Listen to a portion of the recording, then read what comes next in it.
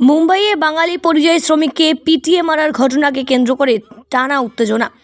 ইতিমধ্যেই আপনাদের জানিয়ে রাখি, পরিবারের লোকজন ইতিমধ্যেই সংবাদ মাধ্যমের সামনে এই বিষয়ে জানিয়েছে, গত 7 মাস আগে কাজের জন্য মুম্বাইতে পাড়ি দিয়েছিলেন তিনি। রাজমিস্ত্রির কাজ করতেন। পরিবারের মুখে দুবেলা দুমুঠো খাবার জুগিয়ে দেওয়ার জন্য মুম্বাইতে পাড়ি দিতে হয়েছিল। মাকে বলেছিল বাড়ি এসে রমজান মাসে রোজা করবে, কিন্তু বাড়ি আর তার আশা হলো না। দুষ্কৃতীদের হামলায় গুরুতরভাবে আহত হতে হয় বাঙালি পরিযায়ী শ্রমিককে। পরবর্তীতে তার মৃত্যু হয়, আর তার মৃত্যুর খবর বাড়িতে আসতেই শোকের ছায়া নেমে এসেছে পরিবারে। শুধু তাই নয়, ঘটনাকে কেন্দ্র করে এলাকায়ও বেশ চাঞ্চল্যের সৃষ্টি হয়েছে। এই ঘটনার খবর পাওয়া মাত্রই ঘটনাস্থলে ছুটে যান ভগবান গোলাম 2 নম্বর ব্লকের তৃণমূল কংগ্রেসের ব্লক সভাপতি জনাব গোলাম সাদিয়ার। রানীতলা থানার ওসি অরিজিৎ ঘোষ সহ দলীয় অন্যান্য নেতৃত্বরাও সেখানে ছুটে যান। ইতিমধ্যেই তিনারা গিয়ে পরিবারের সাথে কথা বলেন, এমনকি সমবেদনা জানান, গোটা বিষয়টি জানেন। পরিবারের লোকজনদের সাথে দেখা করেন এবং মুম্বাই থেকে নিহত রাজমিস্ত্রির দেহ আনার ব্যবস্থাও করা হয়। শুধু তাই নয়, সব রকমভাবে সরকারি সহযোগিতা করবার আশ্বাসও দিয়েছেন তৃণমূল নেতৃত্ব, এবং এই বিষয়ে সম্পূর্ণ সর্বক্ষণ খবর রাখছেন বিধায়ক রিয়াদ হোসেন সরকার। ইতিমধ্যে ব্লক সভাপতি গোলাম সাদিয়ার এবং বিধায়ক রিয়াদ হোসেন সরকার এ বিষয়ে মুম্বাইয়ে যোগাযোগ করেও কথা বলেছেন। মুম্বাইয়ে পোস্টমর্টেম সহ দেহ নিয়ে আসার সমস্ত বিষয়েও তদারকি করছেন। পরিবারের লোকজন আরও বলেন, অবিলম্বে দোষীদের দৃষ্টান্তমূলক শাস্তি দিতে হবে।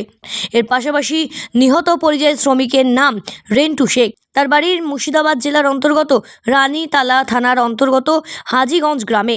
সেখানেই থাকতেন তিনি। তবে রাজমিস্ত্রির কাজের জন্য মুম্বাইতে পাড়ি দিতে হয়েছিল প্রায় 7 মাস আগে। তবে বছর ঘুরতে না ঘুরতেই বাড়ি ফেরার আগেই তার এই ধরনের মর্মান্তিক মৃত্যু। ঘটনাকে কেন্দ্র করে শোকের ছায়া এলাকা জুড়ে।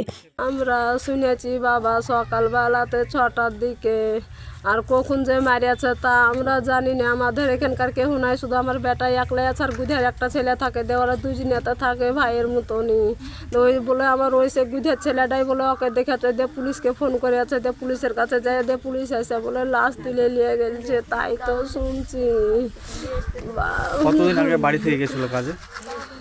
7 মাস হইলো আমার বেটার যাওয়া।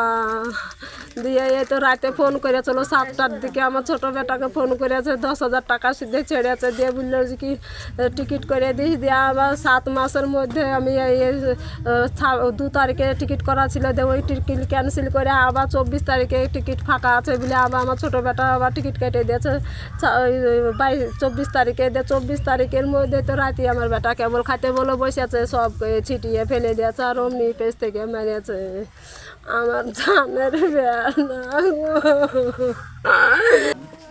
তিরিখে দিকে এরকম পর্যায়ে শ্রমিকদের প্রাণহানি হয়েছে, এবং আমাদের রাজ্য সরকারের কাছে আমরা একটা আবেদন করব যে যেখানে যে ঘটনাটা ঘটছে সেখানকার মুখ্যমন্ত্রীর সঙ্গে কথা বলে যে তাদের যারা এই কাজের দোষী তাদের দৃষ্টান্তমূলক শাস্তি জানা হয়, এবং তার পরিবারকে কিছু আর্থিক সাহায্যের জন্য আমরা অনুরোধ করব। এবং লেবার শ্রেণীর যে একটা স্কিম আছে সরকারের, দ্রুত টাকাটা যেন পাই তার জন্য আবেদন করব।